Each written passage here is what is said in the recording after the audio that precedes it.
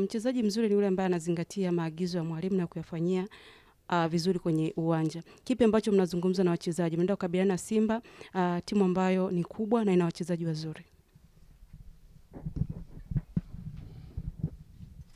Cha kwanza tunatambua kama Simba ni timu kubwa, wana experience player wengi, wana quality player wengi.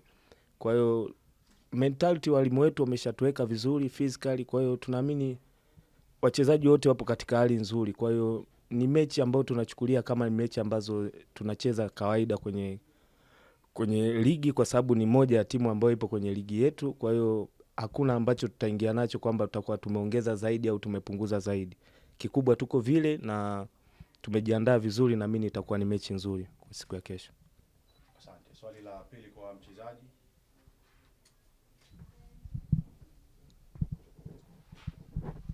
Asante captain.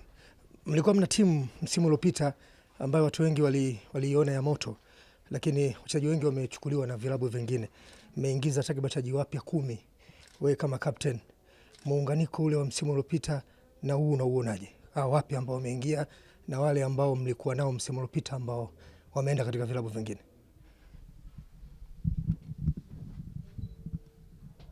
Hakuna tofauti kubwa sana, kwa sababu tunachoshukuru bado tunaye mwalimu ambaye tulikuwa naye msimu ulioisha. Kwa hiyo anaelewa ni mazingira gani ambayo alikuwa anatumia msimu ulioisha na msimu huu ni wapi ambapo anaongeza. Kwa hiyo hata wachezaji ambao wameongezeka katika kikosi wana level ipo kubwa, na naamini mwalimu wetu kafanya juhudi kwa ajili ya kuhakikisha kuwa amewaweka katika level ambao haitakuwa tofauti sana na ambao wameondoka. Kwa hiyo tutegemee kuwa na timu nzuri katika msimu huu kulingana na walimu na benchi la ufundi ambalo tuko nao.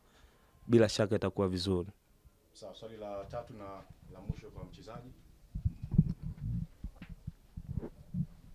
Naam, kapteni, nyie kama wachezaji kesho kuna pressure kiasi gani kwenda kukutana na Simba Sport Club, au kesho hamna pressure yote?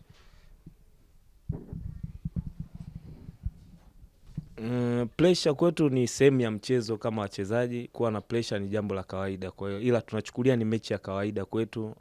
Hatuipi uzito huu, ingawa tunawaheshimu Simba kwa quality na timu walionayo, lakini hatuna pressure yote kuelekea mchezo wa kesho. Ni mechi ya kawaida kwetu na tuko tayari kuikabili.